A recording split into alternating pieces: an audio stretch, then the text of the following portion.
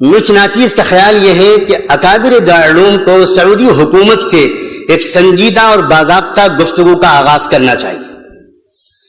میں خود سعودی عرب میں رہا ہوں اور اسی جامعہ اسلامیہ کا ایک طالب علم ہوں جہاں سے غیر مقلدیت کا یہ سارا مسئلہ پوری دنیا میں پھیلایا جا رہا ہے۔ 8-9 سال میرے وہاں گزرے ہیں۔ میں ایک بات عرض کرنا چاہتا ہوں، یہ صحیح ہے کہ رابطہ عالم اسلامی نے وہ تجویز پیش کی جو ہمارے حضرت محترم صاحب دامت برکاتہم نے اس کو نقل کیا، اس کے ایک حصے کو، اور یہ بھی صحیح ہے کہ سعودی حکومت کا اپنا مسلک جو علانیہ ہے وہ حنبلی ہے، اور یہ بھی صحیح ہے کہ وہاں کے بہت سے علماء کا مسلک کچھ اور ہے، لیکن اس حقیقت کا انکار نہیں کیا جا سکتا کہ غیر مقلدیت کے اس فتنے کو اصل میں ساری طاقت سعودی حکومت سے پہنچ رہی ہے۔ اس کو نظر انداز کیا جائے گا تو ہم فتنے کے جڑ اور فتنے کے سر چشمے کو کچلے بغیر ہم اس کے امتدادات اور اس کے تسلسل اور اس کے باہر پہنچنے والے اثرات ہی سے لڑتے رہیں گے۔ میں حوالے کے طور پر پیش کرنا چاہتا ہوں، سعودی حکومت کا جو شعبہ دعوت و ارشاد ہے اور اس کا جو شعبہ توعیت الجالیات ہے، اس کے حائل کے مرکز کے زیر اہتمام ابھی کچھ دنوں پہلے ایک تقریر کی گئی ہے، جس تقریر کی سی ڈی پوری دنیا میں لاکھوں کی تعداد میں پھیلائی گئی ہے۔ اس میں کہا گیا ہے، اس تقریر کا عنوان ہے کہ صرف قادیانی ہی کافر کیوں، اور پھر اس پوری تقریر کا خلاصہ یہ ہے کہ مرزا غلام احمد قادیانی بلا وجہ بدنام ہیں، ان سے پہلے اسی طرح کی کفریات حنفیوں اور صوفیوں کے بڑے بڑے بزرگ بک چکے ہیں، اور جن بزرگوں کے اس میں نام لیے گئے ہیں میں ان میں سے چند کے نام لیتا ہوں۔ اس میں پہلا نام لیا گیا ہے، پہلا اگر کہنا مشکل ہو تو میں کہتا ہوں اس میں ایک نام ہے ملا علی قاری کا،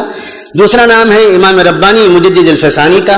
تیسرا نام ہے نابغہ عصر حضرت مولانا رشید احمد گنگوہی رحمۃ اللہ علیہ کا، چوتھا نام ہے شیخ الحدیث حضرت مولانا محمد زکریا صاحب کا، اور آخر میں کہا گیا ہے کہ پوری جماعت دیوبند قادیانیوں کی طرح کافر ہے۔ یہ تقریر سعودی حکومت کے سرکاری وزارت مذہبی امور کے شعبے دعوت و ارشاد اور توعیت الجالیات کی طرف سے پوری دنیا میں تقسیم کی گئی ہے، اور دہلی میں تنظیم اہل حدیث کی طرف سے وہ تقریر یہاں ہندوستان میں پھیلائی جا رہی ہے۔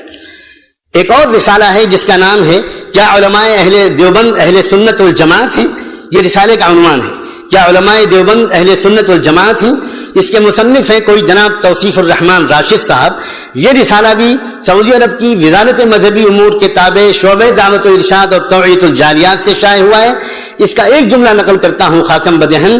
لکھتے ہیں کہ نبی اکرم کے مقابلے میں پیروں فقیروں اور اماموں کی اطاعت کے داعیوں کے پیچھے نمازیں ادا کرنا حرام ہے، اور آگے لکھتے ہیں کہ ائمہ اہل سنت ان کو مرتدین میں شمار کر کے انہیں واجب القتل قرار دیتے ہیں۔ میں بہت زیادہ وقت نہیں لینا چاہتا، میرا اس موضوع پر تھوڑا سا مطالعہ رہا ہے۔ یہ فتنہ اصل میں چلایا کیوں جا رہا ہے؟ یہ چلایا، حضرت مولانا ارشد میاں نے دامت برکاتہم نے بھی اشارہ کیا تھا کہ سب سے زیادہ بے چینی امریکہ میں ہے۔ اصل میں یہ چلتی ہی رہا ہے فتنہ امریکہ سے۔ میں امریکہ کے کئی سفروں میں اس موضوع کو جھانک کر دیکھنے کی کوشش کر چکا ہوں کہ یہ ہو کیا رہا ہے۔ وہ والا اسلام جو مسلمانوں کو مغربی تہذیب سے دور کرے، اور وہ والا اسلام جو مسلمانوں کو مغرب کے مقابلے پر آمادہ کرے، اس اسلام سے ہٹانے کے لیے مغرب نے جہاں انٹرنیٹ اور بلو فلمیں اور عریانیت اور برہنگی وغیرہ وغیرہ اس کو فروغ دے رہا ہے، وہاں وہ مغرب چونکہ جانتا ہے کہ بڑی تعداد میں مسلمان نوجوان ان تمام کوششوں اور سازشوں کے باوجود وہ شراب خانوں اور کلبوں سے دور رہ کر مسجدوں سے قریب ہو رہے ہیں، لہذا ایسے مسلمانوں کے لیے جو تمام تر کوششوں کے باوجود دین سے دور نہیں ہو پا رہے، انہوں نے دوسرا نسخہ یہ اختیار کیا ہے کہ اگر دین پر چلنا ہی ہے تو ان کو ایسے دین میں لگا دو جو ان کو آپس میں الجھا دے۔ یہ ایک سوچے سمجھے منصوبے کے تحت ہو رہا ہے، اور میرے اپنی یقین کے مطابق سعودی حکومت کا ایک طبقہ اس منصوبے میں جانے یا انجانے شریک ہے۔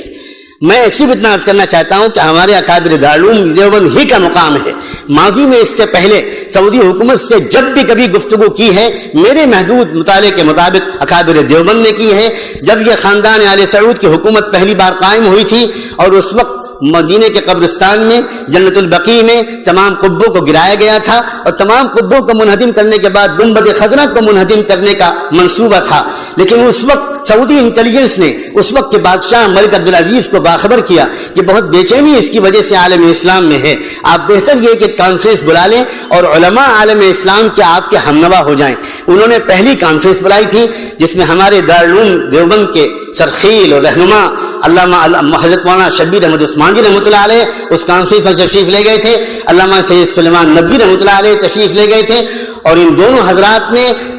اور حضرت مولانا مفتی کفایت اللہ صاحب، جزاکم اللہ، حضرت مولانا مفتی کفایت اللہ صاحب تشریف لے گئے تھے، اور ان حضرات نے جیسی عالمانہ، محققانہ، داعیانہ ایسی زبردست تقریریں وہاں پر کی اور احادیث کا انبار لگا دیا، اور احادیث کے وجوہ استدلال پر جو دارالعلوم دیوبند کا مسلک ہے اس پر جیسی بصیرت افروز روشنی ڈالی، ملک عبدالعزیز انگوش بدندہ رہ گئے، اور ملک نے برسر عام یہ کہا ان فی کلامک لوجاہا، یہ جو آپ نے بات کہی ہے اس میں بہت گہرائی ہے، میں اس کے جواب نہیں دے سکتا، مفتی اعظم سے آپ بات کریں۔ اور چنانچہ اگلی نشستیں ہمارے ناکابرین کی ملک کے علاوہ مفتی اعظم سے بھی ہوئی، اور بالآخر سعودی حکومت نے تسلیم کیا اس موقف کو کہ گنبد خضرا کو منہدم کرنا شریعت کے احکام کی روح کے خلاف ہے،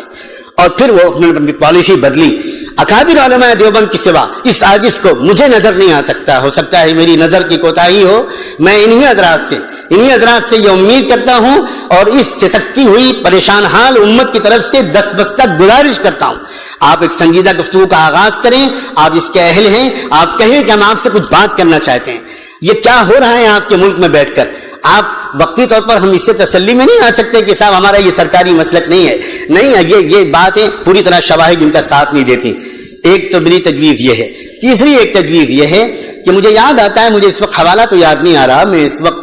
سفر کے دوران سے یہاں پر آیا ہوں، نواب چتاری کا ایک دورہ کرایا گیا تھا برطانیہ کا، اور برطانیہ کے اس سفر میں انہوں نے ایک خفیہ ادارے کو دیکھا تھا جو شہری آبادی سے دور جنگل میں انگلینڈ میں چل رہا تھا، جہاں انگریزوں کو فقہ و حدیث پڑھائی جا رہی تھی، تفسیر و قرآن پڑھایا جا رہا تھا، اور انگریز لوگ داڑھی اور عمامے میں ملبوس وہاں پر تھے، ان میں سے ایک بھی کوئی مسلمان نہیں تھا، وہ سب یہودی اور عیسائی لوگ تھے۔ نواب چتاری یہ دیکھ کر حیران رہ گئے تھے۔ اس وقت ان سے کہا گیا تھا یہ ہم اس لیے تیار کر رہے ہیں تاکہ یہ لوگ علماء بن کر عالم اسلام میں پھیلیں گے اور وہاں تشویش انگیز مسائل کو ابھار کر مسلمانوں کی طاقت کو منتشر کریں گے۔ میری ایک درخواست ہے، جب دارالعلوم ایک نئے عزائم کے ساتھ اس میدان کا بھی مقابلہ کرنے کے لیے اترتا ہوا نظر آ رہا ہے، آپ بڑی آسانی کے ساتھ ایک دو ریسرچ اسکالرز کو جو آپ کے اپنے فاضل ہوں، جو انگریزی اور عربی پر عبور رکھتے ہوں، ان کو لگائیے اس بات پر کہ وہ مغرب کے یونیورسٹیوں میں جو دستاویزیں موجود ہیں اس سلسلے کی چیزیں تلاش کرنے سے مل جاتی ہیں۔